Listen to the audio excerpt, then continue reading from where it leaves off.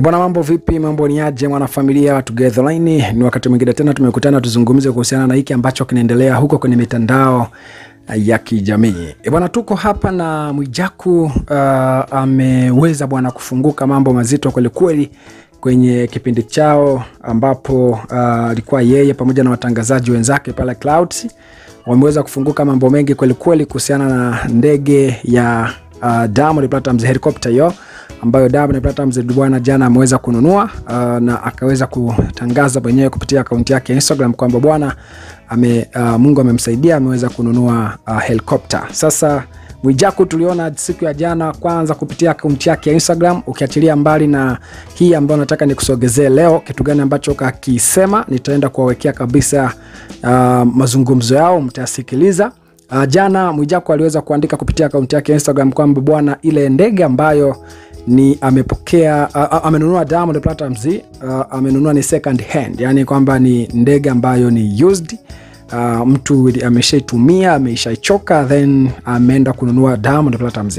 Akaposti pale ka ndege ka ajabu sana, na by the way watu, mimi nilikuwa sijawahi kukaona, watu wanasema bwana ile ni ndege ambayo Masudi Kipanya aliweza kutengeneza Sony product hapa nyumbani. So Mwijaku akawa amepost ako ka ndege, alafu ndo akasema kwamba yako wapi, umeacha kununua private jet unaenda kununua helicopter, tena helicopter yenyewe ni second hand.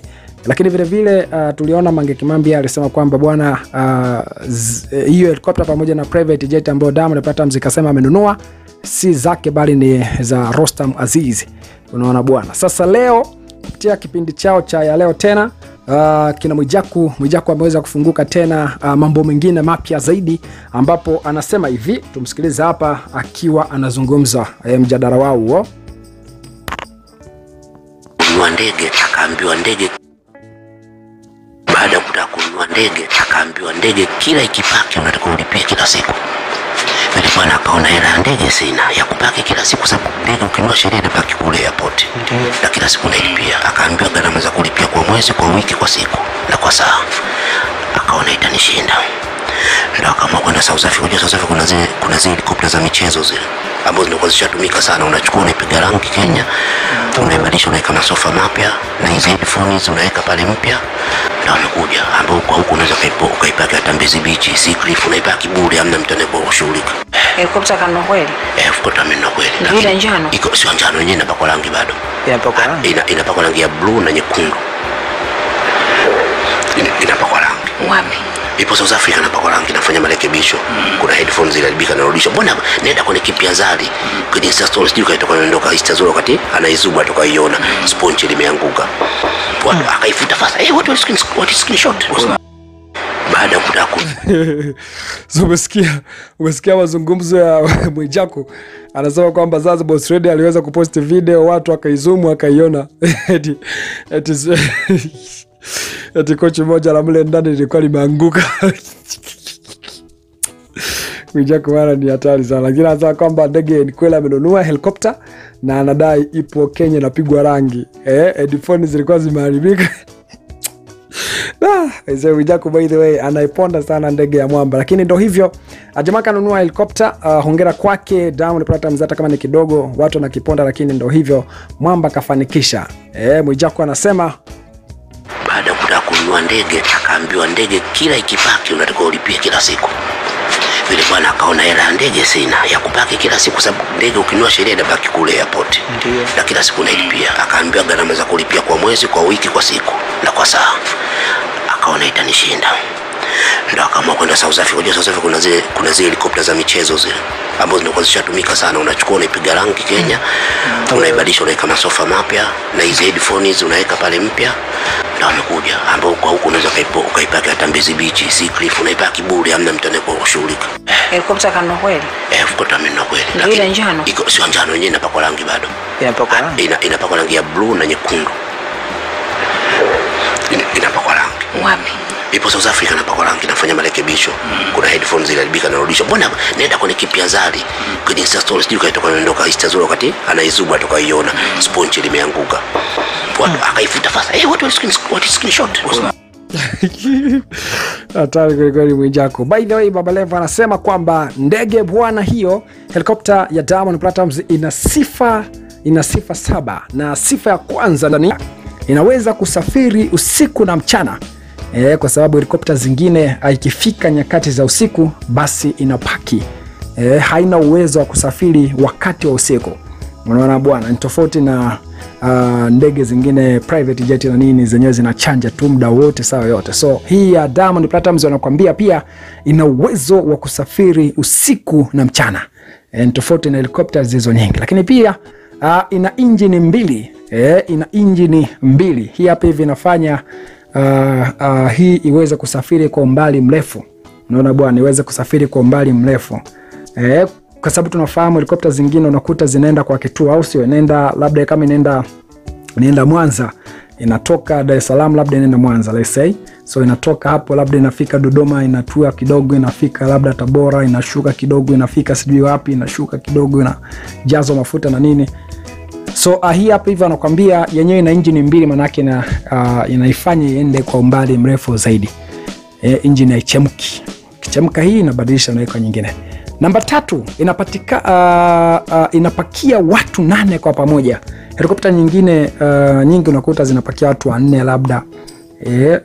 Baba Levo anakuambia na penyewe unakuta watu 3 mnapanda mmebanana jasho jingi. Lakini hii ya Diamond Platnumz anakuambia inapakia watu 8 kwa pamoja. So labda pia watu 8 inawezekana kwa kubanana, I don't know. Lakini namba 4 anakuambia ana uwezo wa kupambana na hali ya hewa yoyote, hata kama ni mbaya kiasi gani. Mfano mvua kali au joto kali au ukungu. Helikopta ya Diamond Platnumz wanakuambia inachanja tu. Kwa sababu helikopta zingine unakuta kama kuna upepo mkali sana inatulia. Kuna mvua kali sana inatulia. Kuna joto kali sana inatulia. Ukungu inatulia. Lakini ya Diamond Platnumz Baba Levo anakuambia inachanja mbuga kwenye hali yoyote ya hewa. Anakuambia namba 5, ina matanki makubwa ya mafuta. Anasema kwamba kitu cha kuweka clean ni kwamba haina haja ya kutua kuongeza mafuta kama Dar es Salaam to Arusha, ni moja kwa moja. So pia ina matanki mawili, ina matanki makubwa ya mafuta. Tofauti na helikopta zingine kama nilivyokuambia kwamba unakuta inashuka pia. Sababu mojawapo si tu injini kuchemka, lakini pia sababu nyingine ni unakuta mafuta yanaisha. Lazima washuka sehemu kwenda kujaza mafuta, wanaenda tena umbali tena fulani wanajaza tena mafuta hivyo.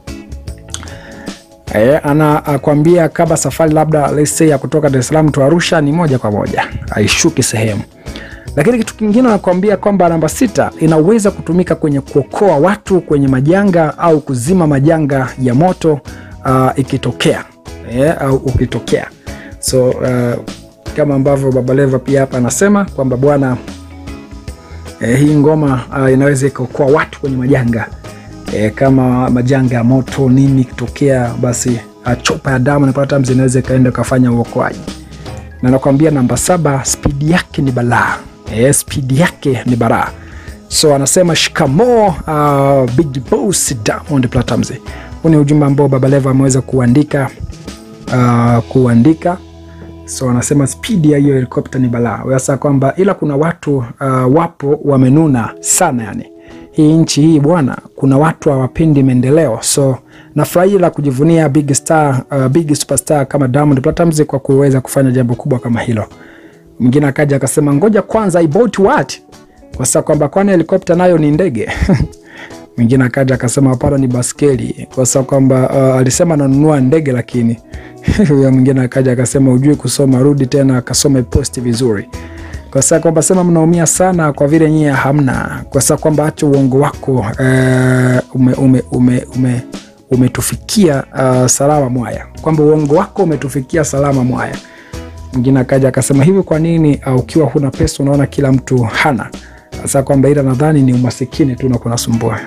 Mwingine akaja akasema kwamba yes ni umasikini. Unajua maskini siku zote ni vigumu sana kumuelewesha bila vitendo. Maskini msemo wake naweza nikafanya, ila tajiri anasema nitafanya. Kozi anajiamini tajiri au mtu yuko juu zaidi hamnyanyui kwamba kozi anajiamini tajiri au mtu yuko juu zaidi humnyanyua yule aliyoko chini kuja juu. Je, wewe uko chini utamnyanyua nani yuko juu yako? Asa kwamba ndo maana mtu wa kwanza kuwakatisha tamaa for your future ni maskini mwenzako. Maana sisi watu ambao hatuna kitu huwa ndo watu wa kwanza wabishi. Tukiambiwa hatuwezi, tukiambiwa kwamba watu sisi maskini aga ni wabishi sana. Tukiambiwa hutaweza rafiki, kozi utamuona tajiri akisema eti fulani hawezi, no, kwamba kozi utamuona tajiri akisema eti fulani hawezi. But sisi maskini na wenye uwezo mdogo ndo wa kwanza. Huyu jamaa ameandika kidogo hapa, bananisha sana mambo mpaka nimeshindwa kusoma vizuri. Subscribe kwa taarifa nyingi zaidi.